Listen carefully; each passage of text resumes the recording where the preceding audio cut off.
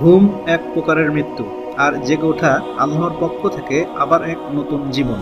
আপনি জানেন কি, রাসূলুল্লাহ সাল্লাল্লাহু সাল্লাম ঘুমানোর আগে একটি ছোট দোয়া পড়তেন, যা তার নিরাপত্তা ও প্রশান্তির মাধ্যম ছিল।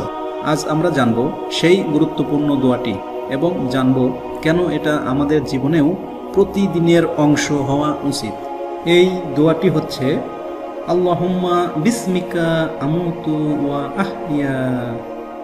বাংলা অর্থ, হে আল্লাহ, আপনার নামেই আমি মরি এবং আপনার নামেই জীবিত হই। এটি সহিহ বুখারীতে বর্ণিত একটি দোয়া।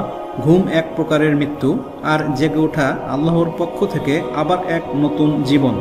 এই ছোট্ট দোয়াটি আমাদের মনে করিয়ে দেয় আমরা সব সময় আল্লাহর কুদরতের অধীন। তাই আজ রাতেই ঘুমাতে যাওয়ার আগে একবার অন্তত এই দোয়াটি পড়ুন। হয়তো এটাই আপনার জীবনের সবচেয়ে নিরাপদ ঘুম হয়ে উঠবে ইনশাআল্লাহ। প্রিয় ভাই ও বোনেরা, এই ভিডিওটি যদি আপনার অন্তরে কিছু স্পর্শ করে থাকে তবে লাইক দিন, শেয়ার করুন আপনার প্রিয়জনদের সাথে এবং সাবস্ক্রাইবার করে রাখুন আমাদের চ্যানেল।